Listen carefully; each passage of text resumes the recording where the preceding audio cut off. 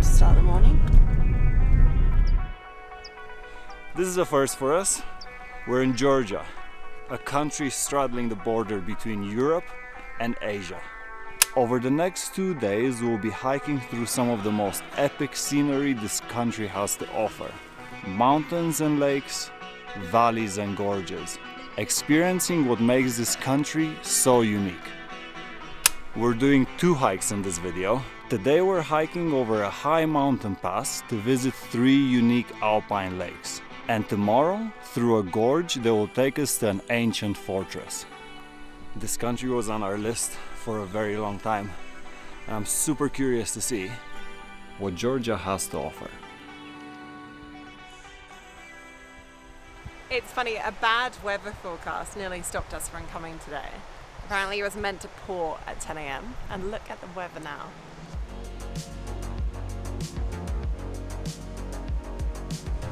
We planned a lot of trips over the week, and at some point we just looked at the weather forecast and it said that it's gonna be raining mostly every day.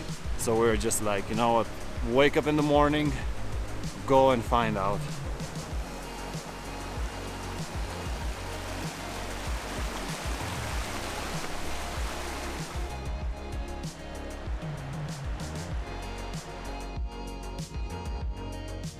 This morning we started from a very remote town called Juta. Juta is one of the highest settlements in Europe at over 2,200 meters. And today we're making our way up to and over a mountain pass that's at 3,300 meters. Yeah, so this is the Chaukhi mountain range, which actually looks a lot like the Dolomites. It's described as the Dolomites of Georgia.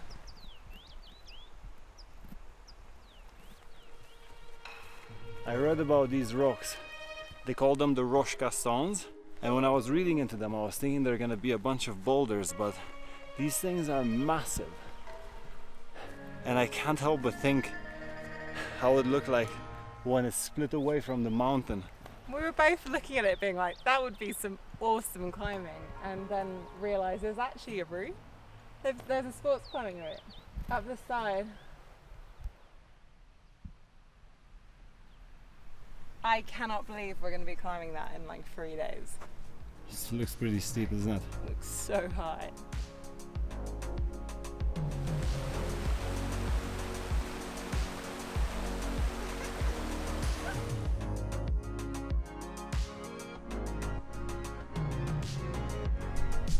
I think that is our pass. Definitely feeling the altitude. Starting to ride. The reason we're aiming to go over this pass is because on the other side there are 3 unique alpine lakes. The reason they're unique is because each of them has a different color.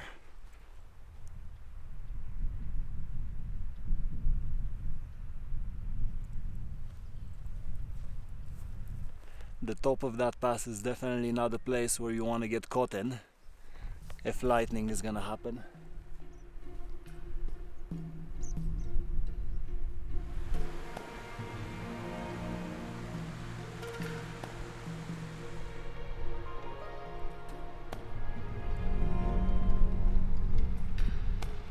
It's hard work coming up on these switchbacks.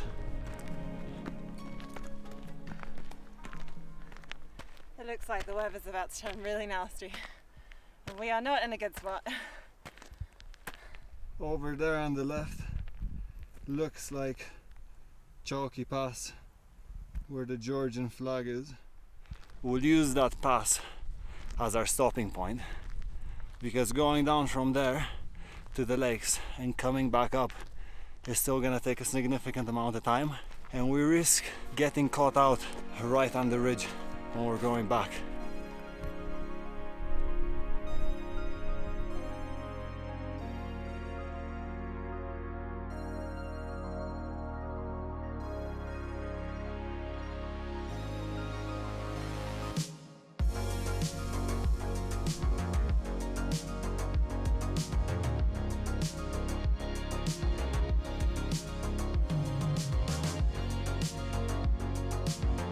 We made it to the pass. at 3,300 meters. I put a drone up to get an epic shot, and when I looked back, Viv was gone, completely left me. I'm really scared of lightning. Like really, really scared. She was like, screw this, I'm out of here. I was like, mate, wait. Not that I wanted to leave you. We heard that the Georgian mountains are really bad for lightning, and we are walking into a very big grey cloud. So we're going now back down into the valley and then into a restaurant to try some Georgian cuisine. I cannot wait. Come on, Viv, you're not rushing now.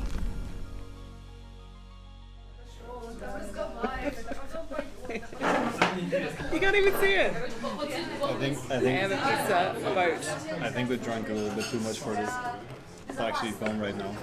But we enjoyed lots of Georgian wine. We did. If you think that the nature in Georgia isn't enough to come here, they have their own version of pizza. Look at that. Filled with cheese, butter, and egg. Oh yeah. I waited a long time. The excitement is real.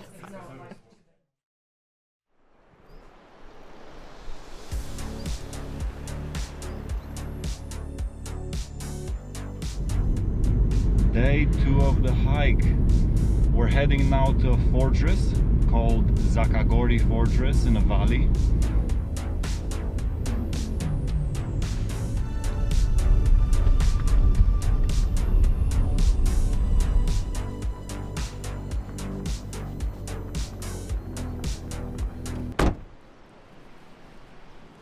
There aren't many car parks where you actually risk rockfall.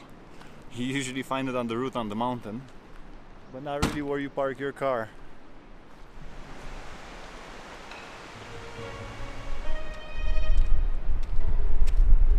So today is our second hike.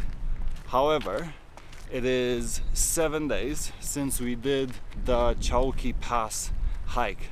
We wanted to leave a little bit of time so that we can get a feel for how Georgia is.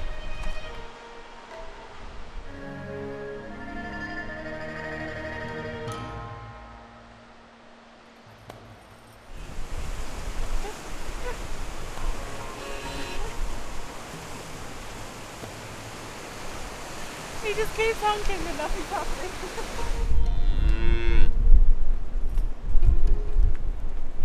Oh my god, that is the cutest thing I've ever seen. It's a little baby cow. How do you eat these? So you put them in a hamburger. I could never eat one of those. It's so cute. So today we're doing an out and back trail, which is 22 kilometers long, and it should take us around 6 hours. We're hiking to a valley called Truso Valley. We've actually been here before 6 days ago. It was an epic trip, but things didn't really go to plan, and we ended up getting caught out in a storm. Yesterday and the day before, we went on a super ambitious mission as well to go and climb the third highest mountain in Georgia, Mount Kazbegi. I don't know how Viv puts up with me. I'm like, let's shoot one more movie for content. I need one more hiking one. And she's just like, okay. This morning in the car, actually, she was like, I'm so tired I could cry. And if I just burst out into tears, just know that it's not for any reason, but I'm just legitimately tired. You know what? I feel better about it now. This place is so beautiful. And it's really nice to sing all the animals and stuff. Yeah, but rain is forecasted later. Oh.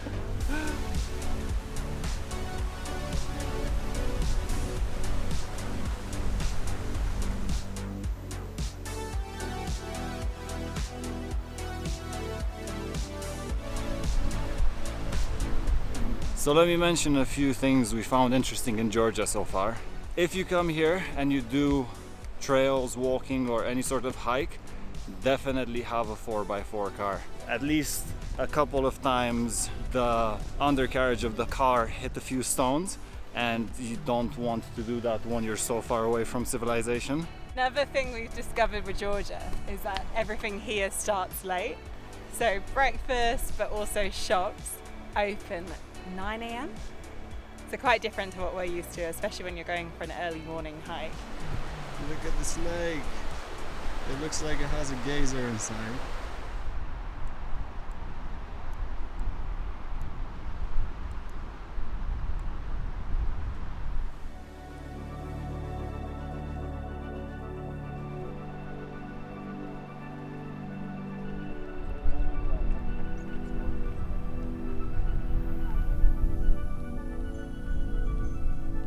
It looks like they refurbished some of the houses in this abandoned settlement. They're making good use of it. One of them is a restaurant that's selling honey. We are here, Viv. How do your legs feel about one more hill? I think it's worth it. I think so too.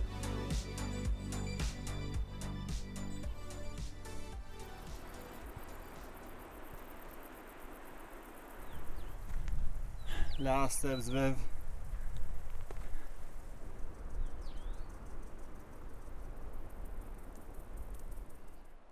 This is amazing. Apparently, this fortress was built so it can guard this area and the valley. It was made in the 14th century. What a great way to end our Georgia trip.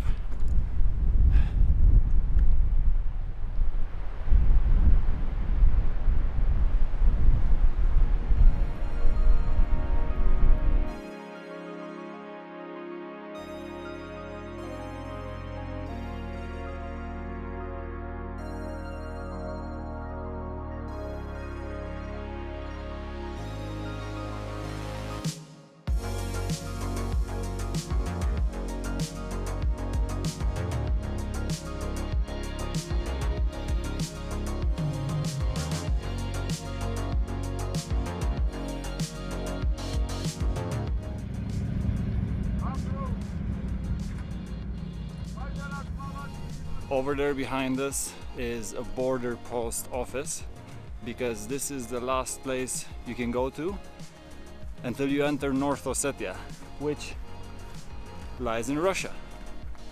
I love places like Georgia that can put you outside of your comfort zone. They have a strong culture and they tend to stick to their own language, which is a great thing. Yeah, sure. Yeah, most of the people that we saw speaking English were in Tbilisi, but you don't really get that outside of the capital that much. No. Yeah, it's amazing actually. All the products in the supermarkets are in Georgian. Yeah. Which you really cannot even try to understand if you're an English or other speaker. So I ended up buying sour cream, thinking it was yogurt. I could not find a conditioner for the life of me the other day. In my opinion, these are all things worth seeking out and praising about a country, as opposed to avoiding. In a world where more countries are becoming sanitized and increasingly accessible, Georgia feels wild and untamed.